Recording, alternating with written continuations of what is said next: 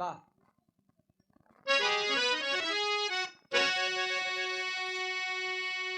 अंकुरित उर में होता यह अहंकार जब लुप्त हो जाती गरिमा है सब ज्ञान के। बाबा अधर्म की राह अग्रसर होता है मानो चाह हो जाती मिथ्या सब सम्मान के। असत पे सत्य की जीत होती सदा अरे लाख कर ले भले अत्याचारी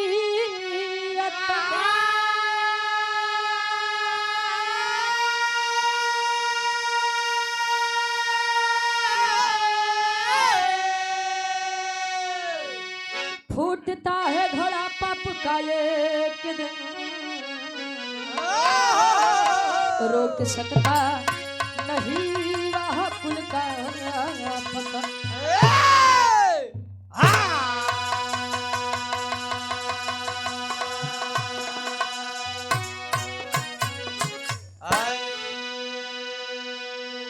और हमारे सम्मानित हृदय के गार्जियन जी बारात मलिकार साहब 100 रुपया बहुत बहुत धन्यवाद। और ये झोसी म्यूजिक के डायरेक्टर साहब सम्मानित हमारे गार्जियन जी चंद्रभान मामा 100 रुपया बहुत बहुत धन्यवाद। कहे अंकुरित उर में होता यह अहंकार जब लुप्त हो जाती गरिमा है सब ज्ञान की। आज के समय में जवन आदमी कहे ना कि हमारे अंदर घमंड नहीं बा अहंकार नहीं बा जानो उनसे पर झूठा के होइए नहीं बा घमंड सबके बात चाहिए तने हो क्यों के अपने धन के ऊपर घमंड बा केहू के अपने ज्ञान के ऊपर घमंड बा केहू के अपने सुंदरता के ऊपर घमंड बा केहू के अपने मेहरारू के ऊपर घमंड बा जैसे मंजीत का हां 4-5 है यहां। अच्छा हकीकत बात है आज के समय में नीला ड्रम में डाले वाले समय में डब्लू गुरुजी जवन दुल्हन अपने सैया के सब कुछ माने तो जान लो आदमी काहे नहीं घमंड करी। अब मान लो भैया यहाँ से तो केवल शुरुआत होत बा अब आगे जिंदगी में का होई ओकर हम मैं जानू कहो।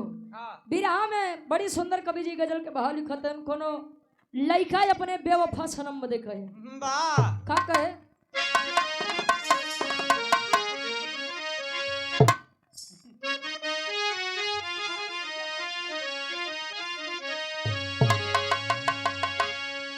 जा जा बेवफा जवन किए है ठीक नहीं किए है जिंदगी भर सुखी नहीं रहबो। अच्छा जकर दिल टूटा बा जवन लड़का दिल से दुआ दे दे बदुआ दे दे हां त जान ला साथ पीढ़ी ना से बा कहो लड़का कहे कैसे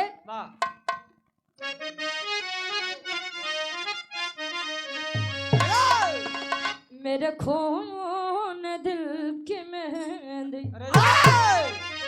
मेरे खून दिल की मेहंदी हाथों में ना लगाना लगाना मेरे खून दिल की मेहंदी हाथों में ना लगाना लगाना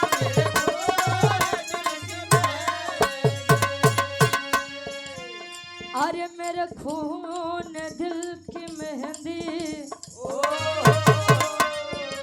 हाथों में ना लगाना जब निकले मेरा जनाजा जब निकले मेरा जनाजा सहनाइया बजाना बजाना जब निकले मेरा जनाजा सहनाइया बजाना बजाना जब निकले मेरा जनाजा सहनाइया बजाना बजाना जब निकले मेरा जनाजा। और हमारे बड़े भाई पवन यादव भाई हमारे बाबू पट्टी प्रतापगढ़ से 50 रुपया आयुष खाते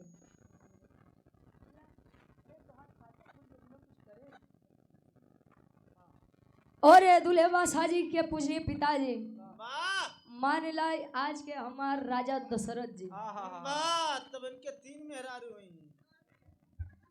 अरे हम माने बदे पाते साक्षात नहीं आते तो झगड़ा कराई दे बा झगड़ा करस माने बदे थमऊ के दिन के 3 मेहरारू हम माने लड़ाई कराई माने माने की बात बा ये 100 रुपया बहुत बहुत धन्यवाद आशीर्वाद के चारे के मुझे अपनी कला में कामयाब रहे। कहा जाता है जिंदगी में दुख आना ये जिंदगी का एक हिस्सा होता है और इसी दुख के साथ जीवन को हंस करके बिताना ये जिंदगी जीने का एक कला होता है। कहो कवि जी तरह से बढ़िया फर्ज में लिखते हैं कैसे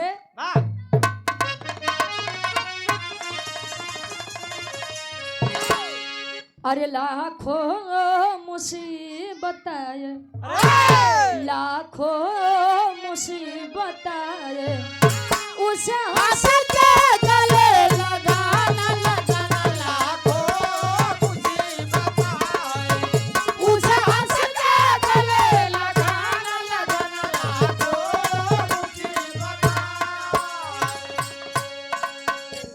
अरे लाखों मुसीबत आए उसे हंस के गले लगाना कर्मों से हो न विचलित कर्मों से हो न विचलित तुम्हारा अपना फर्ज निभाना कर्मों से हो तुम्हारा अपना फर्ज निभाना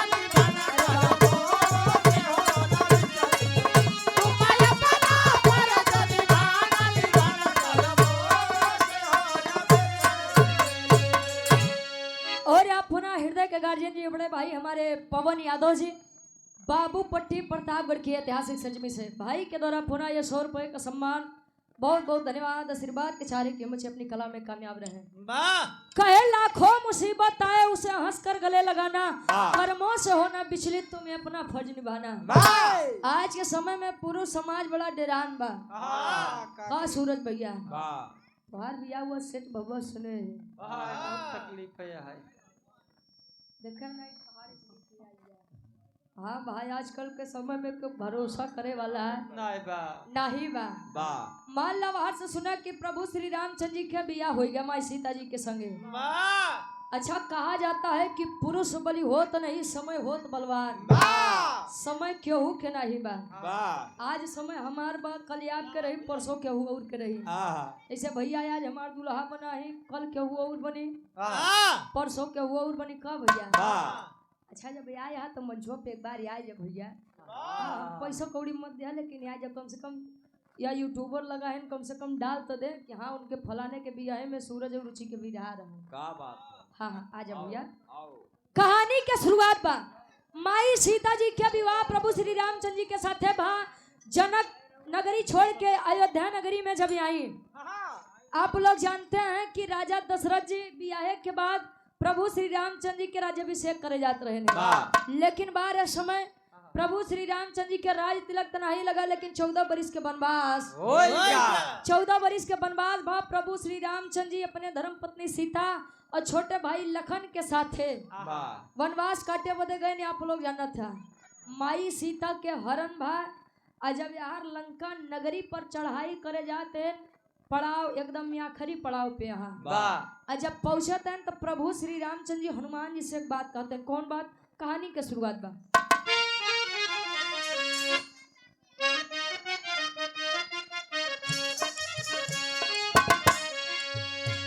होता समय बलवान वेद शास्त्र बताते होती उन्हीं की जीत जो पग आगे बढ़ाते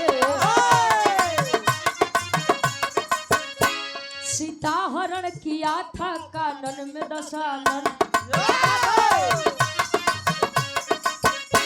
पापी कुलीन कर्म किया घोर या पावन कपिदल के साथ सागर तट पे आए खरारी कपिदल के साथ सागर तट पे आए खरारी शिवलिंग था बना के दिए राम तैयार शिवलिंग था बना के दिए राम तैयार शिवलिंग था बना के दिए हां शिवलिंग था बना के दिए राम तैयार शिवलिंग था बना के दिए राम तैयार शिवलिंग था बना के दिए राम तैयार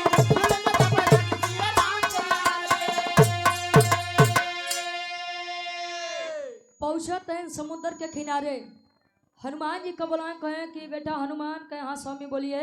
कहे कि बेटवा अब जान ला कि लंका नगरी के विनाश तो हो ही करी। कहे तब, कहे लंका नगरी के विनाश करे से पहले हम सोचते है कि कुछ बढ़िया काम हो जाओ। कौन बढ़िया काम स्वामी? चाहते है कि अपने आराध्य अपने इष्ट भगवान भोलेनाथ के पूजा आराधना विनती इबादत हो जाओ। भगवान भोलेनाथ का शिवलिंग पूजावे भैया। पहुंचत है लंका नगरी के या तरफ समुद्र के किनारे। जब पहुंचे ठीक है, हनुमान जी से कहें कि बेटा हनुमान, शिवलिंग की स्थापना कराने के लिए जाओ, जो इस संसार का सबसे बड़ा विद्वान पंडित हो उसे लेकर आओ। प्रभु श्री रामचंद्र जी के बतिया हनुमान जी सुनकर कहें कि स्वामी हम यहाँ पर लगे रहा भी आपके सेवा करबे के और के भेज दाए। हनुमान जी के बतिया राम जी सुनकर कहें कि बेटा हनुमान, क्यों तुम्हें बार बार याद दिलाना पड़ता है कि जवन काम तू कोई सकत है सेना बाकी कुल सेना हमार तो खाली जय श्री राम करे बदे बा। अच्छा इतनी बतिया मान के चल दिए। कहा ब्रह्मलोक ब्रह्मा जी के पास एक लाइन तरज लगत बा। एक सुल्तानपुर के एक गवैया गाय रहे, कैसे मार्केट में बड़ी वायरल रहे।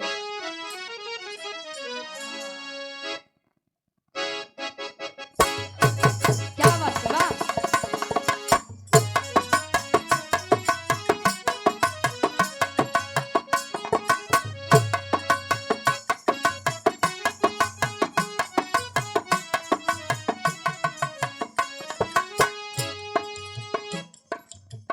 गईली बाजार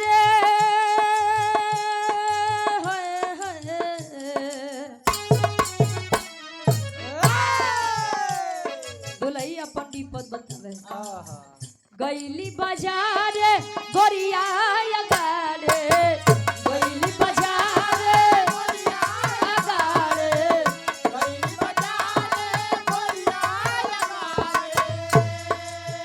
गईली बाजार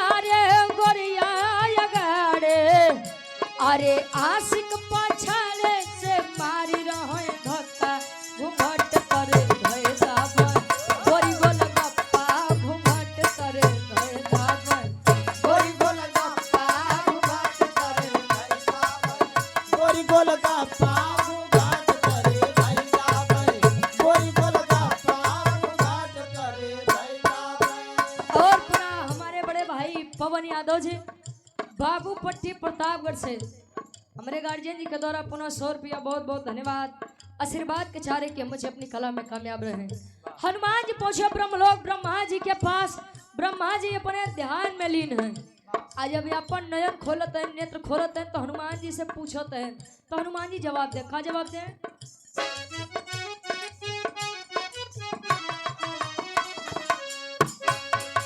रघुबर जो हारे तो हनुमत पधारे,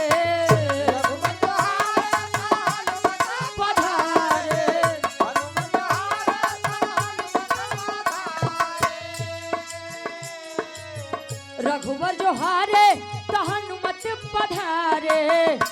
अरे आशा भरी अखिया से देखे रघुरैया पवन गति से चल भइले बलि कपिरैया पवन गति से चल भइले बलि कपिरैया पवन गति से चल भइले। पहुंचा देन ब्रह्मलोक ब्रह्मा जी के पास। ब्रह्मा जी पूछे कि बेटा हनुमान यहाँ पर कैसे आना हुआ? हनुमान जी बताते हैं प्रभु श्री रामचंद्र जी शिवलिंग की स्थापना करावे चाहते हैं। तब उन्होंने कहा कि जाइए जो संसार का सर्वश्रेष्ठ ब्राह्मण हो उसे लेकर आइए, संसार के जो सबसे बड़ा पंडित हो। ब्रह्मा जी कहें तब का करे यार चली आया। कहें अब संसार का सबसे बड़ा पंडित के बात आई बात हम नहीं बटी। कहे महाराज सृष्टि के रचयिता आप है, आप संसार के सबसे बड़ा पंडित नहीं है तो के यार?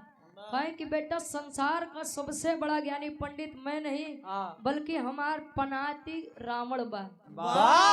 के हमार पनाती रावण। अरे ब्रह्मा जी नहीं, हम तो सोचे आखिर दिखाया ए भैया।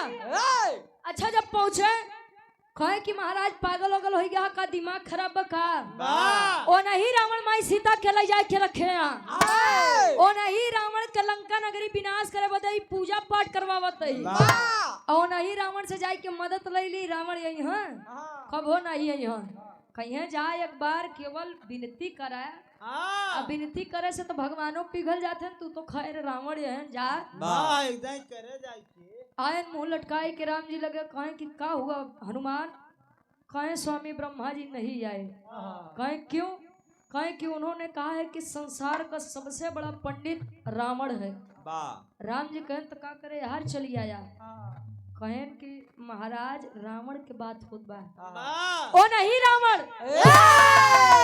जे माई सीता के हर के अपने लंका नगरी लेके गा हन तो कहें कि हम कहाँ कहते कि दूसरे रावण के बात होती बा बेटा हनुमान आज तुम उनके पास एक योद्धा राम का दूत बनकर नहीं बल्कि एक लाचार यजमान का दूत बनकर जाइए समझाओ तैन रामचंद्र जी कैसे तेरी लगत बा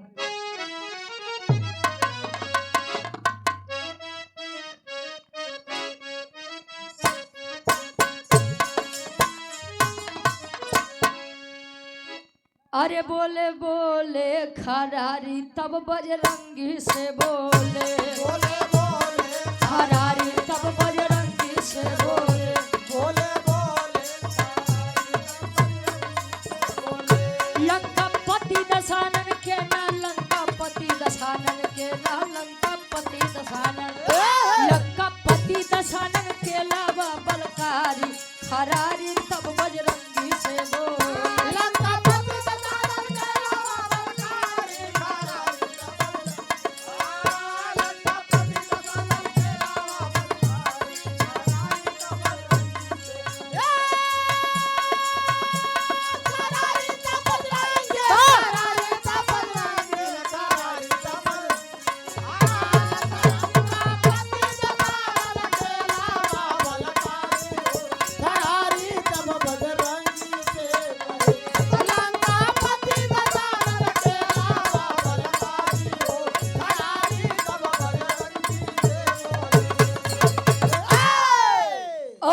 जी मान ला कि प्रभु जिंदगानी रहा है जिंदगानी नहीं रही तो जवानी लेके हाँ भैया बहुत बहुत धन्यवाद बा कहे बोले बोले खरारी तब बजरंगी से बोले लंका पति दशानन के अलावा बलकारी खरारी तब बजरंगी से बोले हनुमान जी की आज्ञा पा करके हनुमान जी उड़ान भर दिए जय श्री राम जय श्री राम लागत बा हनुमान जी उड़ान भरे अच्छा विचार करते हैं कि अरे यार राम जी के बतिया मान के हर तक आई तो गए लेकिन अगर रावण ई रूप देख ली है तो हबे नहीं बल्कि 4 बात सुनाए के उल्टा बेइज्जत कई के उठाए दी है तो हनुमान जी दिमाग लगाओ तेन कैसे चौक के भाव लगत बा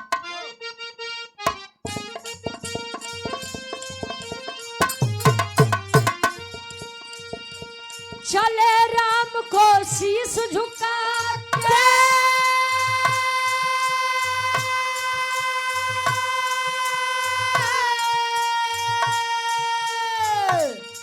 गावत हरि गुण गानी चले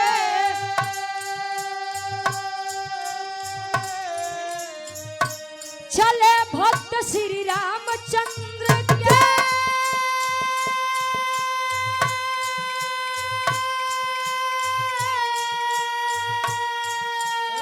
लंका के दरमियान चले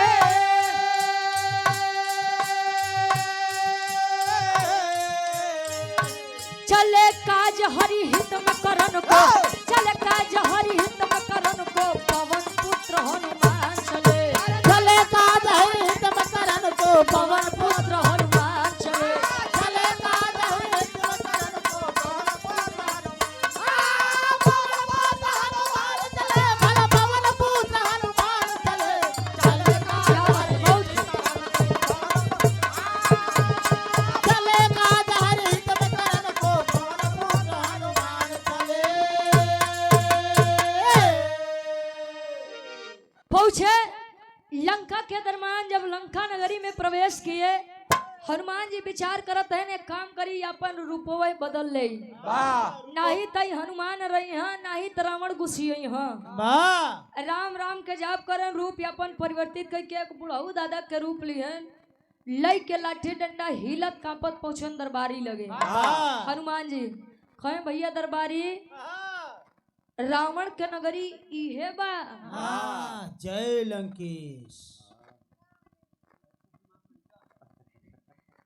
कहे कि रावण जी के नगरी है बा कहे महाराज सोने के लंका इतनी बरियार खात बा अबे तो शक बा कि रावण के नगरी है बा का काम बा हाँ कहे बेटवा घर तनी पूजा के आयोजन करवाए रहे हैं कोनो योग्य पंडित नहीं मिलत रहे हम सुने ही कि रावण बड़ा बढ़िया यजमानी करवावत है या बदे चला आए तो तनी से भेंट करवाए देता दरबारी कुल कहे न हनुमान जी से कहे कि बाबा इधर आवा कहे बोला बेटा कहे कि तू बूढ़े आदमी यहाँ से बताई देते हैं रावण अंदर प्रभु श्री रामचंद्र जी से लड़े बदे योजना बनावत है बुढ़वा रूपी हनुमान कहे कि दिखाई के सारे के यहाँ हम लोग पूजा पाठ करवा के बारे में सोचत है लड़ाई झगड़ा के बारे में सोचत बा कहे कि खाली बस 2 मिनट मिलवा देता कहे कि बाबा बूढ़े आदमी यहाँ तक मिलवा देते है गए रावण जी के सारी बात बताए रावण जी कहें कि अगर वृद्ध इंसान आया है कोनो बुढ़वा आदमी आए बा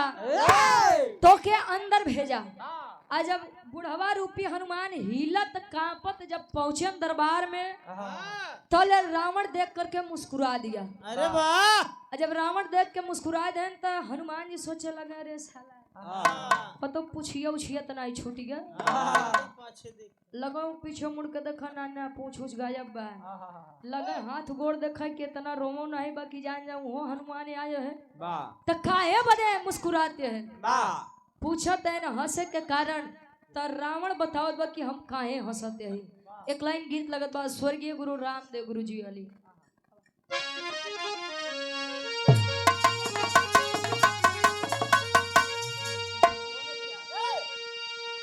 आर्य झूलनिया के गुजवा आर्य झूलनिया के गुजवा अरे टूटल ये राजा जमनिया से गड़िया छूटल ये राजा जमनिया से गड़िया ये राजा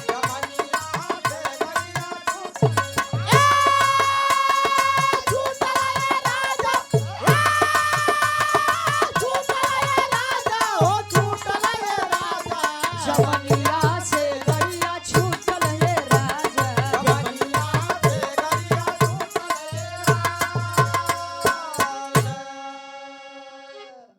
जवनिया नहीं बा जमनिया बा जमनिया स्टेशन बा तू वैसे वैसे मुड़ी हिलाओ तो हम कहे लगता है तोरे जवनिया के असर पड़ा बा जमनिया स्टेशन से गाड़ी छूटी तो रामदेव गुरु जी हुआ गावा ढेर गवैया गावत है झुलनिया के गुजवा टूटल है राजा जवनिया से गड़िया छूटल है राजा जवानिस को तो गाड़ी छूटत हो जवानी से गाड़ी लड़त है अच्छा जब रावण के सामने पहुंचे रावण मुस्कुरा रहे हैं तो हनुमान जी कहे कि हमने बुढ़ौती के मजाक उड़ावत है अरे हाँ बच्चा तोरो कबो ई दिन आई तू कबो हिलबे तब तोरा समझ में आई कहे कि महाराज हमारे इतनी औकात कहाँ कि हम तोरे ये अवस्था के मजाक उड़ाई हंसत हम केवल एक बात बरे ही कोने बाती बरे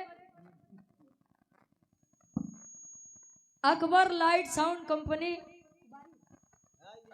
अच्छा उबारी की बारी वारी से हमारे गार्जियन जी 51 रुपया भाई जवनी साउंड सिस्टम बा भैया नंबर 1 के मशीन बा तुहार वाह ऐसे बढ़िया घरे मशीन अच्छा को के चलावत हम वाह बाबू चलावत है देखा जाता है सट्टा देवा हाँ भाई तू जिला जिला वाले मने अपन समझा का मैं बोलू का भैया अब एक मशीन रखे हैं कि 10 रखे हैं वो भैया जाना का भैया खैर रखाऊं के चाहिए मान लो डबल लगन आई गया तो खियार लगावा है कि दूसर जगह से कम आई हो खिए चलाओ खियब्बा चलाओ हाँ तो चाहिए जे चलावे यार बताओ तैन रावण खाए बदे मुस्कुराते ही अरे बोला दसानन अरे बोला दसानन हे हनुमान आवा तोहार पुछिया कहाँ बा हमके बताव तोहार पुछिया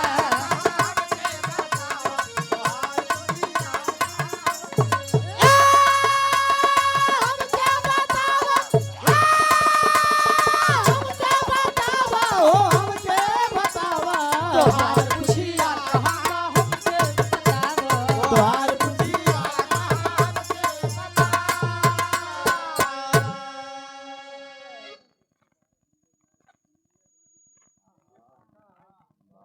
और आप सम्मानित गार्जियन जी श्री कमलेश पांडे जी जमनिया गाजीपुर से 112 नंबर।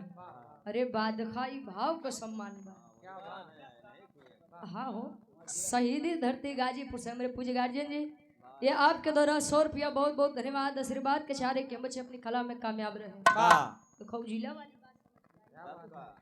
कहे बोला दसान ने है हनुमानी आवा तोहार पुछिया कहाँ बा हमके बतावा बेटा हनुमान हम तोरे अवस्था पे नहीं मुस्कुराते ही केवल हम तोरे बुद्धि पे मुस्कुराते ही तोरे 420 पे मुस्कुराते ही तोरे 420 पे कहे महाराज पहचान गया कहे रे तोका कैसे भुला जाब एक दाएं आया था अशोक वाटिका के तहस नहस किया शनि देव के आजाद करवाया लंका नगरी के जाने के कोशिश की है और तो हमरे बेटवा अक्षय कुमार के तू मार दिया तो काम भुला जाब अच्छा तू बनरे के जात बड़ा चलाक है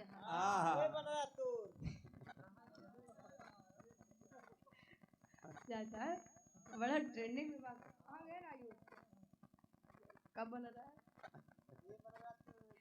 अच्छा बड़ा मार्केट में बड़ा ट्रेंडिंग में भी गीत चलत बा कहो अच्छा यार हनुमान जी के बतिया जब सुना कहा तू बड़ा चलाक बंदर यहाँ अब वो बूढ़े आदमी के रूप लेके आ तो जरूर दाल में कुछ काला बा कहे जब पहचानी गया तो सुना कहे बदे हम आए ही तोरे लगे बताओ तन का बतावे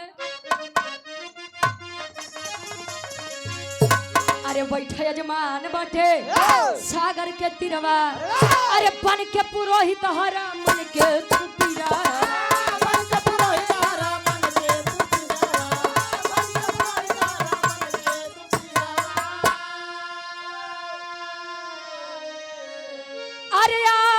शिवलिंग के अरे आप शिवलिंग के पूजा करावा तोहार पुछिया कहाँ हमके बतावा तोहार पुछिया कहाँ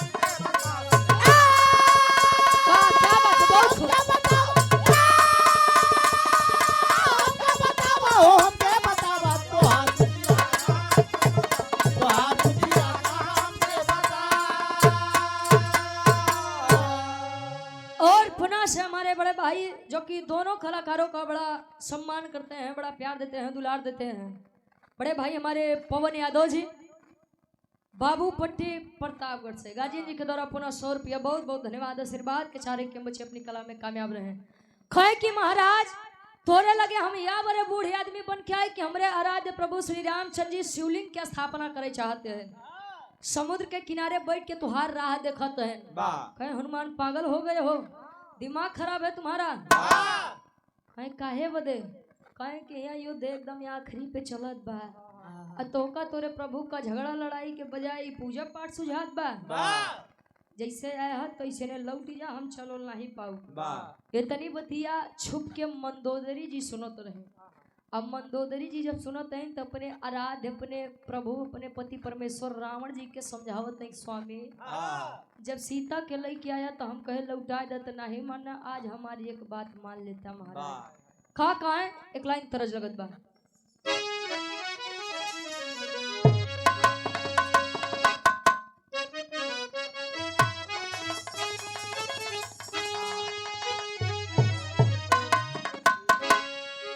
अरे प्रभु या बसो वृंदावन में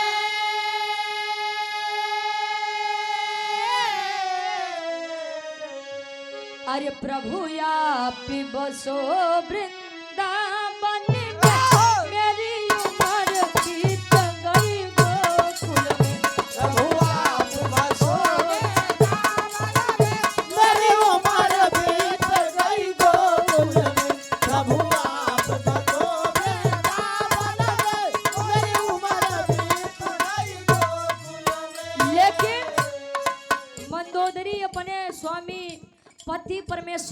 के समझावत बा का समझावे बोली मंदोदरी या चकी को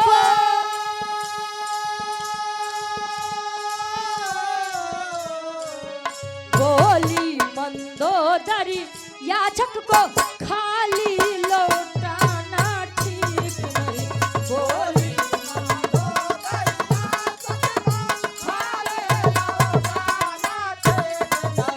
बोली मन जो दरिया तको खाली लवटाना ठीक नहीं बोली मंदोदरी याचकी को बोले मन जो दरिया तको बोले मन जो दरिया तको खाली लौटाना ठीक नहीं क्यों जो खुद हो मुसीबत का मारा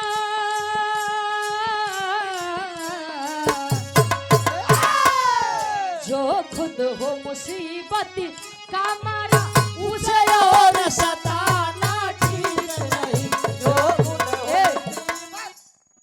कहे जो खुद हो मुसीबत का मारा उसे और सताना ठीक नहीं। अगर मेहरारू अपने मनसदू से 10 बात कहा है तो खाली उमा से 4 बात माना जाया वाह उ का है अगर 10 का 10 बात माने लगभग तू कब तो है अपने इशारा पे नचाई मुट्ठी में कब्जा कैले कुछ हेता पता है नहीं बा और कब तोरे माई बाबू के वृद्धा आश्रम पहुंचाए जाई वो कुछ हेता पता है नहीं बा बाहर तोहार कंपनी तोहार कंपनी दिक्कत है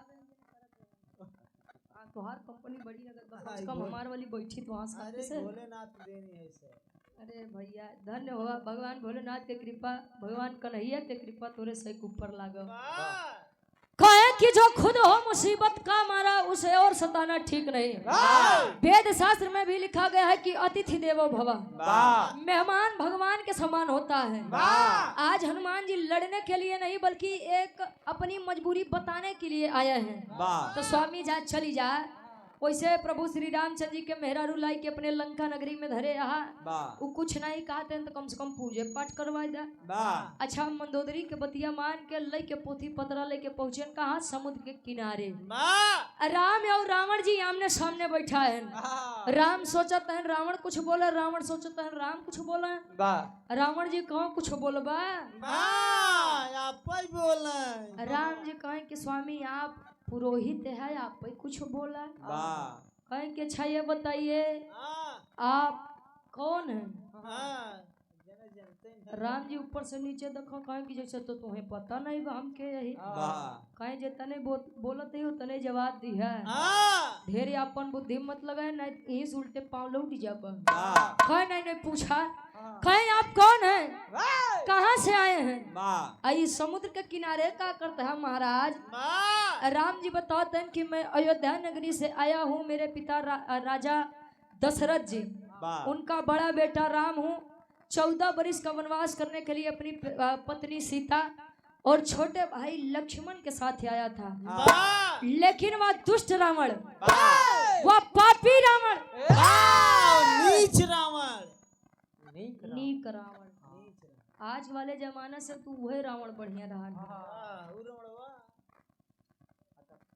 कम से कम गलती की है तो करे पश्चाताप तो रहा ना कम से कम ऊपर 10 सिर रहा तो 10 दिखावत रहा ना आजकल आदमी के एक मुड़ी यहाँ लेकिन वही एक चेहरा के पीछे काजनी का चेहरा लेके घूमते मुंह में राम बगल में छुरी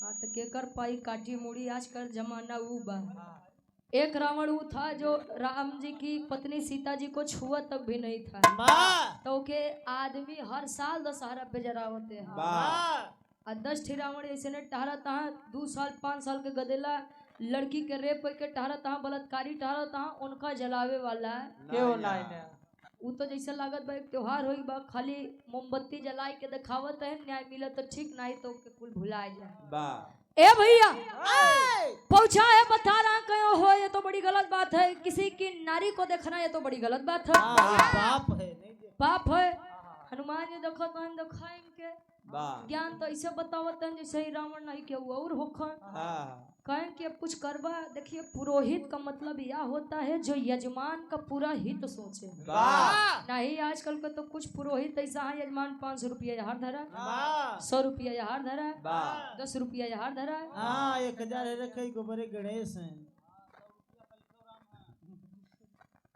हाँ तो पिछड़ा रहा था।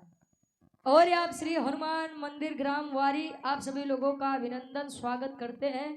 तीर्थराज प्रयाग वाह कार्यकर्ता घर गृहस्थ बाबा बनवारी लाल दास प्रजापति जी। अरे वाह हमरे बाबू ग्राम वारी तहसील फूलपुर परगना झोसी पोस्ट उमरी थाना सराय इनायत पुलिस चौकी सहसो जिला प्रयागराज।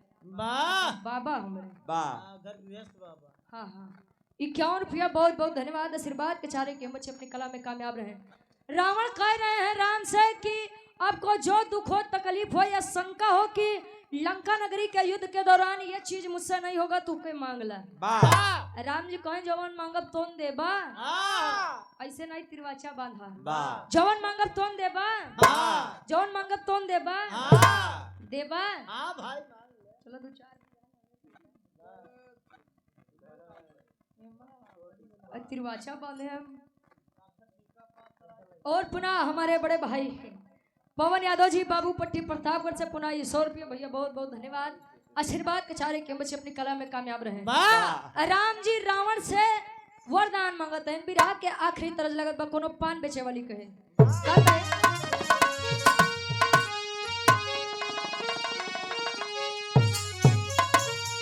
आर्य कोठे ऊपर कोठरी हलवैया के दुकान।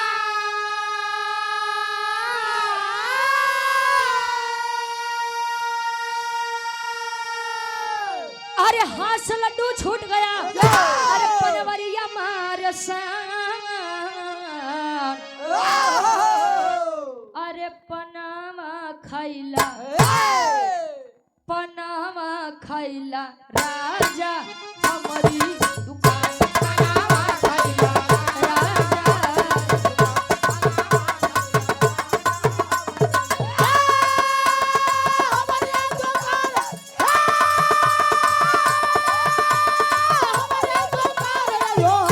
पनामा खैला राजा हमारी दुकान। पनामा खैला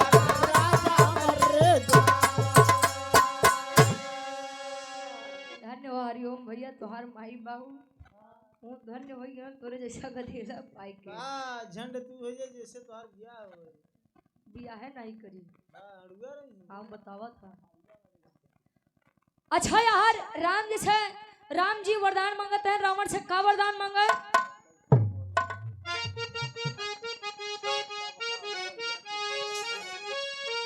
अरे वीर दशानन के आगे तब बोले हैं करता।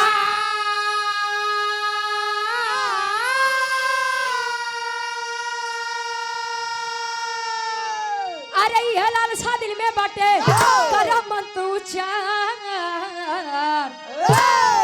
सूरज जी अरे तले लंका ले लंका पति के हम गर्दन उतार। ले लंका पति के हम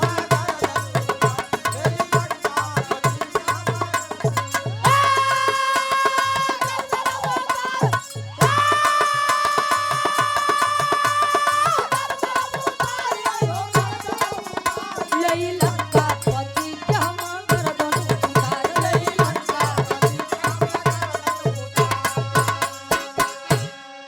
कहे महाराज जब हमार सामना वो 10 सिर वाले रावण के संग हो तो मैं उसका 10 शीश काट करके आऊं। वाह रावण बोला एवं वस्तु ऐसा ही होगा। वाह पहले के पुरनिया एक बात कहा कि रघुकुल रीति सदा चली आई वाह प्राण जाए। मेहरारू पर जुलूम है। वाह सबके करे ऊपर जुलूम बाबा बस सीता के देखी और सुपर्णखा के देखी और न विश्वास है तारक देखे जाए की। अन्ना ही विश्वास हो तो मंजित भैया वाह तू एक मौसी लागे बतावत काकी कहे रघुकुल रीति सदा चली आई, प्राण जाई पर वचन न जाई। वाह आदमी बात खातिर मर मिट जाओ लेकिन बात कटे की ना ही कटे। वाह रावण बतावा अपने मृत्यु का वरदान राम के देत बा। कहे मस्त वैसा ही होगा और कुछ चाहिए? वाह है कि हाँ महाराज एक चीज और चाहिए। का चाहिए? अरे कुंभकर्ण से जब होवे लड़ाई त देई असुर के समर में गिराई।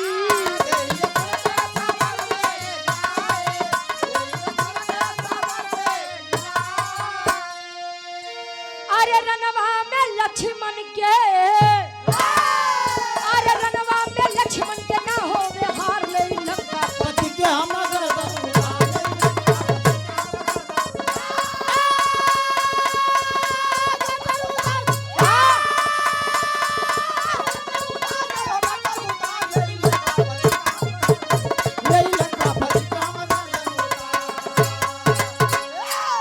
कहे कुंभकर्ण जैसे वीर योद्धा के साथ मेरा मुकाबला हो तो मैं उसे भी पराजय कर दूं और इस युद्ध के दौरान मेरे छोटे भाई लक्ष्मण की हार न हो। वाह रावण कहा कि अरे देखा हमरे भाई खातिर मृत्यु मांगत है, अपने भाई खातिर विजय मांगत है।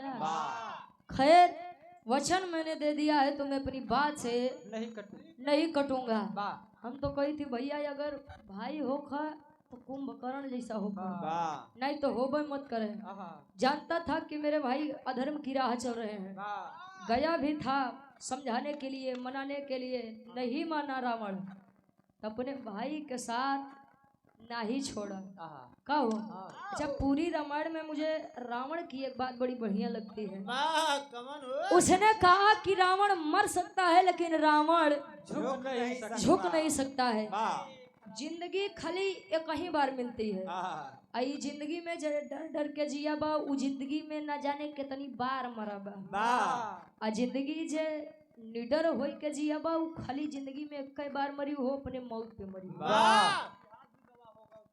इतिहास भी अच्छा। लोग अगर राम जी के याद करते हैं तो रावण के भी, लोग अगर कन्हैया के याद करते हैं तो लोग कंस मामा के भी याद करते हैं। याद कर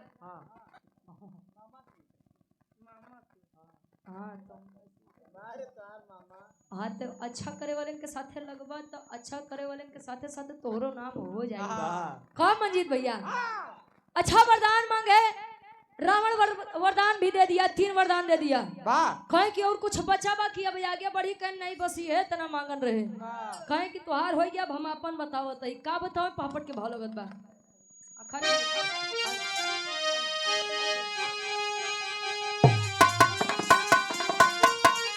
अरे रघुराई से बोले मधुरी बानी रावण ज्ञानी हो।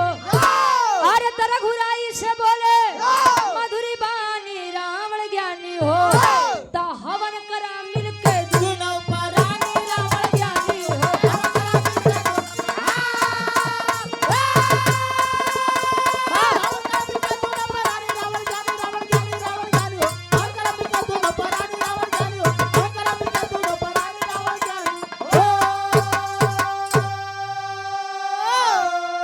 अरे अशोक वाटिका गया दशवानन, सीता को ले आया हो। कैलाश शैल से शिवलिंग लाओ, हनुमत को भेजवाया हो। आज्ञा पा के चले हैं बनकर खानी रावण ज्ञानी हो। ता राम के बगल बैठी सिया सयानी रावण ज्ञानी हो।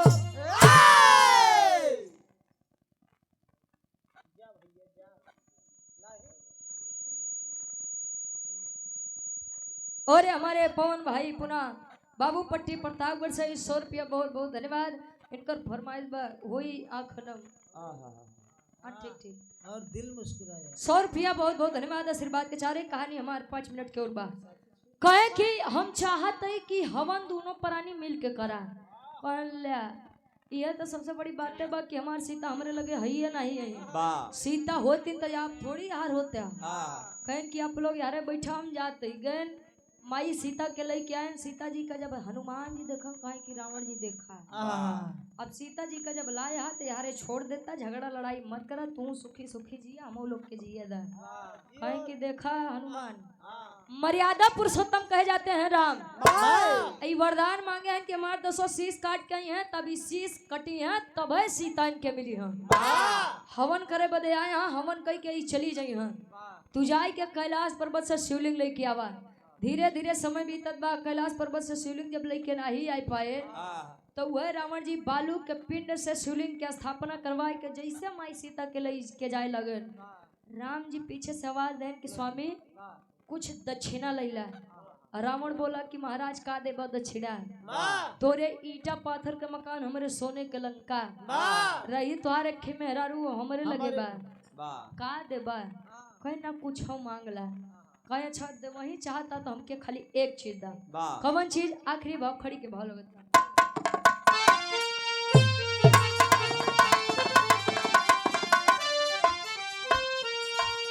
अरे हिले नाही पिंडा वीर दशानन बिहसे तकरिया रघुबर लड़ैया समर में हमसे।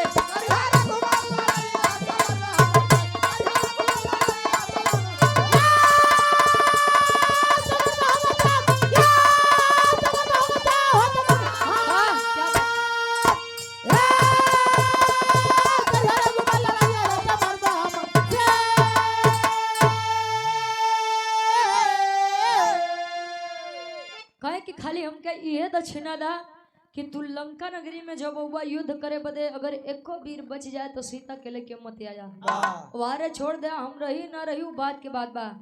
रावण को भी घमंड था, काहे बदे 1 लाख पूत 1.25 लाख नाती, रावण घर दिया न बाती। काहे अगर वो बेचारा अपन भेद अपने मेहरारू से बताओ तो ओकर मेहरारू विभीषण से बताओ तो काहे विभीषण राम के बताते अत काहे रावण मारा जाते। ई बड़े भैया भाई जैसा न दोस्त और भाई जैसा न दुश्मन। दुश्मन। अब उस जगह के नाम का पड़ा जहाँ राम और रावण जी के द्वारा शिवलिंग की स्थापना पड़ी रही। अरे सासिया को लेके तब चल दिया है लंकेश्वर, तो जहाँ किया था अनुष्ठान वहाँ तीर्थ बना रामेश्वर।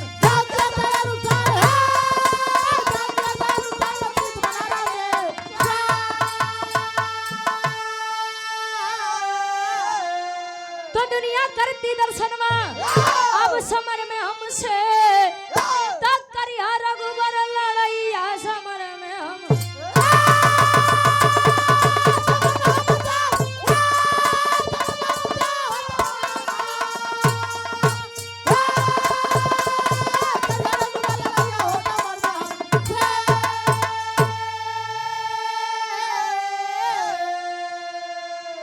जगह के नाम रामेश्वरम धाम पड़ा। और जो आज भी कलयुग में विद्वान है, लोग अपने पुरखों का पिंडदान जब करने के लिए जाते हैं गए जगन्नाथपुरी, 4 तीर्थ स्थल में एक तीर्थ स्थल ही हो बा रामेश्वरम धाम, जहाँ से लंका के दूरी कुछ है बा, और जहाँ से राम सेतु के कुछ अंश आज भी विद्वान मिलते हैं, मौजूद मिलते हैं। आखिरी में खानदान के परिचय बा।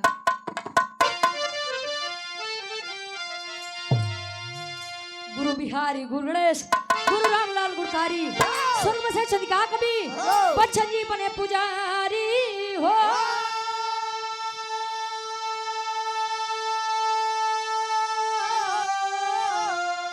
अरे खरारी तब बजरंगी से कहे तो भारत रुचि हम भगवान की लीला न्यारी। खरारी तब बजरंगी से कहे भारत रुचि हम भगवान की लीला